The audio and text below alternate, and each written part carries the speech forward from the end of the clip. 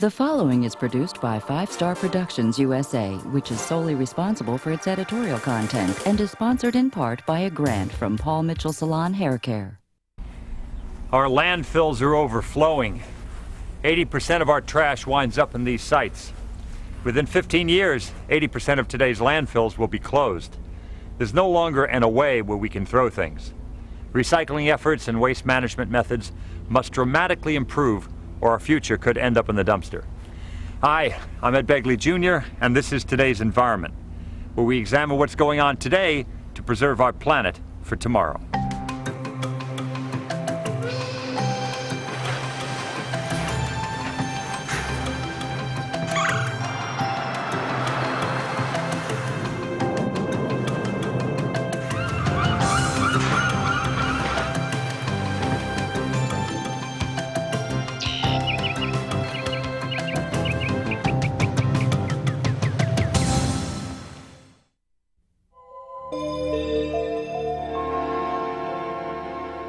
E equals mc squared, Einstein's famous formula for energy. Well, you don't have to understand physics to appreciate it. It means that energy can be found anywhere. It's in the sun, the wind, the water, even in the earth. Our challenge lies in harnessing it. And here's one way that just might work. Energy. It can come from a variety of sources. Many of these sources are running out, and most are seriously polluting our environment. Searching for clean alternatives has become one of the top issues for today's energy providers. When you use renewable energy sources, such as geothermal or solar or hydro, there's clearly no environmental impact whatsoever because there's simply no pollution. However, most cases we're required to burn some fossil fuel for our energy sources. Coal, natural gas, oil. If we can burn those fuels in the most efficient manner so that we are in effect co-generating and making that fuel do 2 or 3 jobs simultaneously, then we are again reducing the impact of pollution on the atmosphere because we're using one fuel to do 2 or 3 jobs. Due to federal and state incentives, independent power producers are being motivated to create more efficient electrical power through alternative energy sources. Many companies like U.S. Energy Systems are committed to developing new sources of power that are environmentally and ecologically sound. This clean, green power is not only in the best economic interest of companies, but it is also essential to the future of our planet. Alternative methods of generating energy include using renewable fuel sources like wind, solar, and hydropower, as well as waste products such as oil, wood, and landfill gas. Geothermal energy can also be used as a power source. To produce it, wells are dug some 1,000 feet into naturally occurring geological formations to recover superheated brine. The heat from this brine is used in a variety of ways to generate electrical power. The geothermal brine is then returned to the earth 100 degrees cooler and naturally reheated for future use. Another growing source of alternative fuel is the 3 billion gallons of used oil generated in the United States from cars and industrial uses. A major portion of this used oil, when it's discarded, could find its way into our rivers and streams. Properly recycled, used motor oil is an extremely clean burning fuel, 20% cleaner than typical fuel oil. It also emits no sulfur into the atmosphere. Sulfur is the cause of acid rain and is the result of burning other types of fossil fuels. Independent power producers must do more than just comply with the ever-growing body of rules and regulations concerning the environment. We have to be proactive with the environment. And this makes good sense, not only for the preservation of the planet, but it makes good economic sense. Want to brighten your smile? Don't run the water while you brush your teeth. You'll save about 9 gallons. Think before you turn on the water and get involved with today's environment today. Where is everybody going? On the average, we all drive about 10,000 miles every year. And every gallon of gas sends about 20 pounds of carbon dioxide into the air. If we can't drive less, can we drive cleaner? This may be one way. More and more cars are on our highways each year, contributing to an already alarming pollution rate and an increasing dependence on non-renewable, polluting petroleum-based fuels. Many solutions have been implemented over the past 25 years to help reduce the harmful effects of car emissions on the environment. Carpooling, HOV lanes on the highways, and the manufacturing of cars with lower emissions and better gas mileage, to name a few. To help alleviate our dependence on petroleum-based fuels and their contribution to our environmental dilemma, the Energy Policy Act of 1992 targeted alternative fuels to replace 10% of the gasoline market by the year 2000 and 30% by the year 2010. Just imagine if we could find a way to produce fuel out of household waste and not only reuse what we normally throw away, but manufacture a fuel that would actually be cleaner for our environment. One of these alternative fuels was developed at Princeton University in research sponsored by Pure Energy Corporation of New York City, who now has the exclusive worldwide license to commercialize the fuel. P-Series is a special blend of ethanol and a co-solvent, both made from biomass, and natural gas liquids, which are a liquid associated with the production of natural gas. We have a responsible fuel here that's less toxic than gasoline, a fuel that is essentially as easy to use as gasoline, be very familiar to consumers. The biomass portion of the fuel is produced from cellulosic waste. Think of it as former plant matter. Could be agricultural waste, rice straw, other grain straws, wood chips, waste paper, wood waste, cardboard, that kind of thing. P-Series is designed to be used in readily available flexible fuel vehicles, or FFVs, which can automatically use any combination of alcohol or gasoline in the same tank. In full production, this alternative fuel can replace gasoline on a gallon-for-gallon basis. And on an environmental plane, hydrocarbons will be reduced by more than a third, carbon monoxide by 40%, and ozone forming potential from emissions will be 50% lower than gasoline. When you also consider the production process reduces greenhouse gas emissions by over 50%, the overall positive environmental effect is substantial, and it has the added bonus of being produced domestically and reducing our reliance on foreign oil. Realizing the enormous responsibility we have in caring for our environment is the first step towards ensuring a healthy one in the future. And finding new ways to use what we used to consider waste is a great way to help us meet our future energy needs as we take another step forward in protecting our environment. In a moment on Today's Environment, people who really care about our rivers and streams, plus Atlantis, what it must have been like living in total harmony with nature.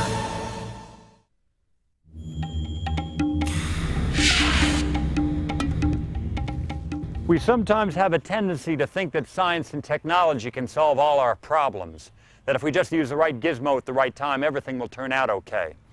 But unless average, ordinary citizens get involved, the long-range outlook isn't too optimistic. That's why our next story seems especially timely to me. Streams and rivers serve as one of our vital links to the ecology of their surrounding area. Unfortunately, many of our rivers and streams are dying from toxic discharges, illegal dumping, polluted runoff, and sewage from failing septic systems and broken sewer pipes. In 1994, the Isaac Walton League, dedicated to saving America's air, soil, woods, water, and wildlife, began the Stream Doctor program. This program promotes a holistic approach to diagnosing stream and watershed health at the community level. The primary goal of the Stream Doctor project is to arm citizens with the practical information and skills that they need to initiate projects in their own community, to help people diagnose the pollution problems in their streams, write a prescription for its recovery, and initiate a long-term wellness care for their streams. Stream Doctor is almost like a process. We have these tools, and some of these tools include handbooks, videos, training workshop, a networking database, and a technical assistance hotline. Extreme importance is placed on local partnerships to cultivate effective watershed-based recovery projects. This helps people work together in learning to stabilize eroding stream banks and restore degrading streamside forests. Stream bank stabilization is essential in preventing sediment pollution of streams, which causes clogged channels, smothers fish eggs, blight-like aquatic plants, and destroys natural beauty. restoration of streamside vegetation provides vital corridors for wildlife, and vegetation along streams also helps filter pollutants that flow from streets, homes, and farms. Traditional approaches to stabilizing stream banks, such as straightening or lining them with concrete, destroys aquatic habitat. It increases stormwater runoff and accelerates bank erosion. Bioengineering relies on woody vegetation and special planting patterns to help hold eroding stream banks in place. These techniques provide a holistic prescription to protecting waterways, combining natural materials and structural approaches for stabilizing eroding stream banks and repairing degrading stream habitats. The biggest benefit of these restoration projects to the local community is that it empowers them to feel like they can make a difference in their community. Once they take a stake in what's going on in the environment where they live, there's no limit to what they feel they can accomplish. The future of our planet depends on what we do today so that our children and everything that shares our world can have an ecologically healthy tomorrow. Did you know that a drip that takes 10 minutes to fill up a coffee cup will waste over 3,000 gallons a year? Any leak is a big leak. Plug them up and get involved with today's environment today.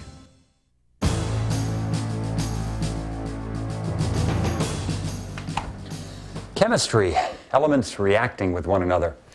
Those reactions can make our environment sick or heal it. Hopefully, the more we study our ecological chemistry, the closer we'll get to a formula for better living, like in this next segment. Deep in the ocean lies a hidden civilization known as Atlantis. Plato writes of this utopian society as being in complete harmony with nature. The legend has puzzled, eluded, and mystified mankind for thousands of years. The legend of Atlantis was one of a powerful empire that existed on a small continent that was totally self-sufficient. Its environment was peaceful, and its inhabitants were surrounded with the best life had to offer. Many people believe that the lost continent was destroyed by a volcanic eruption and now lies buried beneath the ocean somewhere near the Bahamas. Inspired by this fascinating legend, Sun International decided to fashion the look of their resort after that ancient civilization and incorporate the same types of ecological and environmental surroundings you would expect to find in that wonderful lost world. The challenge was to design a place that cooperated with the existing environment and its ecosystem. The focal point would be a spectacular 14-acre waterscape. That magnificent water world was recently completed, and it includes natural, ecologically engineered saltwater habitats. Atlantis is the largest open-air aquarium in the world. We have over 3.2 million gallons of seawater running through our exhibits, and we have about 100 different species of fish here. The Sea Grapes Lagoon houses a beautiful array of small, colorful reef fish, including many species of angelfish, wrasses, and butterfly fish, as well as the graceful spotted eagle rays and the unusual-looking sawfish. In the Predator Lagoon, you'll find the predominantly deeper reef fish such as sharks, jacks, snapper, grouper, and barracuda. A 100-foot tunnel that runs through the 1.5 million gallon tank makes this natural habitat encounter more intimate. Some of the smaller lagoons, such as Casino Falls, feature a variety of turtles indigenous to the islands of the Bahamas. The Water's Edge Lagoon displays estuarine and grassy flat animals such as bonefish, bonnethead sharks, and cow-nose rays. The Stingray Pool is popular because visitors have the ability to have encounters with the fish. You can actually touch and hand feed them. And the Beach Lagoon is presently serving as a nursery for some of the latest additions to the aquarium. Baby stingrays and baby black-nosed sharks, the first ever born in captivity, are being kept there until they're old enough to swim and defend themselves in the larger lagoons. Approximately 200 pounds of food is prepared for the inhabitants of the lagoons every day. Every detail is observed in caring for and maintaining a natural and healthy environment for all the animal life. To keep the aquarium as close to the natural environment of the ocean as possible, pure ocean water is drawn into each habitat via a sheltered saltwater lagoon. All of the aquarium's special ecosystems are designed to mimic the natural environment of their inhabitants. The Sea Grapes Lagoon is the only tank displaying live soft coral, and the plants and animals that populate each lagoon make their own unique contributions to the natural ecosystem of their surroundings. We try and balance our aquariums biologically. What I mean by that is that we try and put animals in the exhibit. For instance, we'll put in sea urchins, which will graze on the algae on the sides of the tank. We'll put in stingrays, which help move the sand around so it doesn't get stagnant.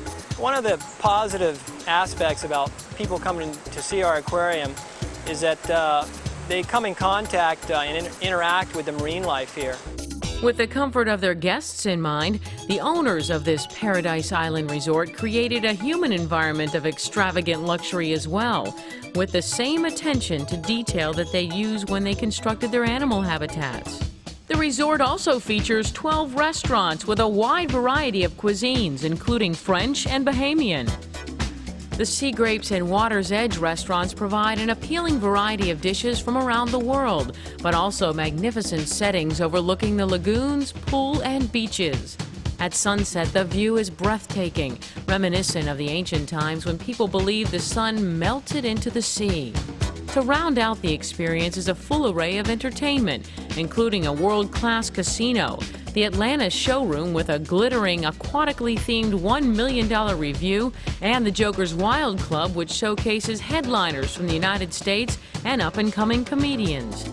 Atlantis offers golf, tennis, scuba diving, snorkeling, windsurfing, kayaking, and sailing. And with half and full-day camps for the children, you can truly relax in this magnificent educational playland.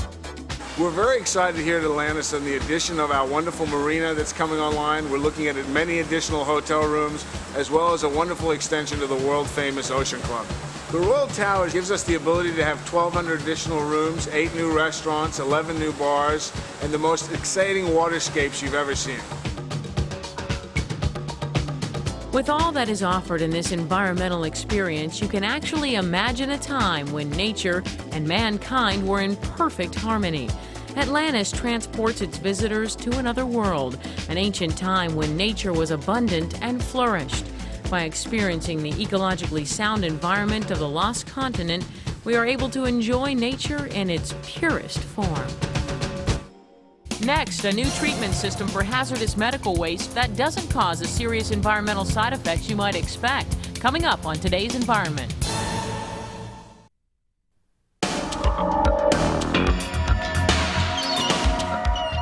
The United States industry generates more than 12 billion tons of waste each year. While over 90% of that waste is non-hazardous, the remaining 10% has to be dealt with.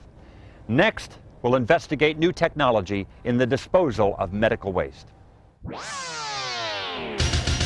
Finding a solution to where we're going to put our garbage has been an environmental issue for many years.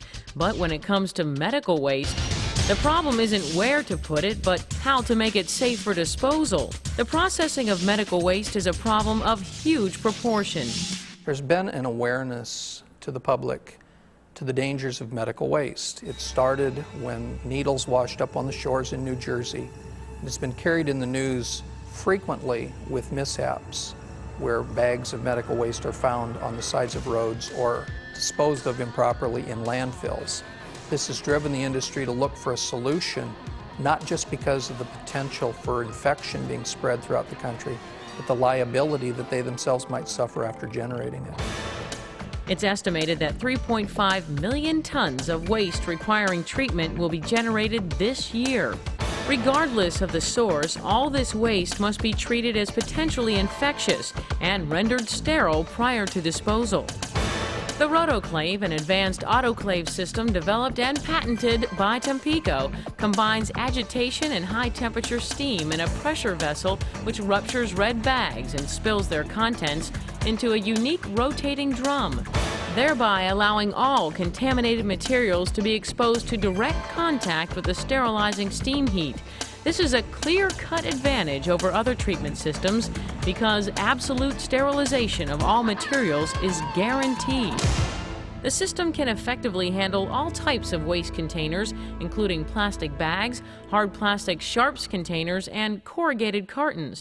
The thing I like best about the Rotoclave system is that it is so user-friendly. It takes very little training for an operator to use the system as long as the parameters for sterilization are met, that is, the correct temperature, pressure, and time indicators have been met. The system is designed to not disgorge its waste, and so it's very, very simple to use. When treatment is completed, the sterilized waste is automatically discharged from the vessel, conveyed to and through a primary shredder, and then a secondary shredder, and finally deposited in a compactor container. The waste, which has been reduced to about 15 to 20% of its original volume, is absolutely sterile and unrecognizable, and takes up much less space when it finally reaches a landfill. Unlike other treatment systems, it's non-polluting, non-carcinogenic, and the air that evacuates from the treatment vessel passes through a steam jet and then a carbon filter before being released. The condensate collected from the procedure is sterile and can be disposed of in any standard drainage system. When evaluating innovative treatment procedures that can protect us from potentially infectious medical waste, it's nice to know that disposal methods are constantly being revolutionized to handle the increasing demands of the medical community.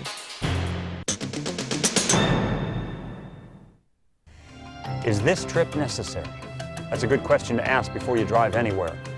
The automobile consumes energy and belches harmful emissions.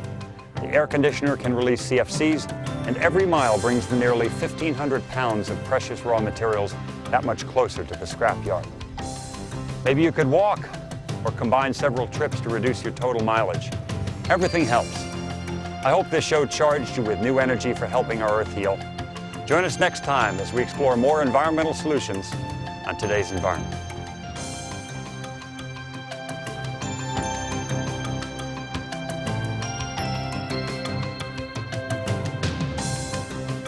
This has been a presentation of 5 Star Productions USA.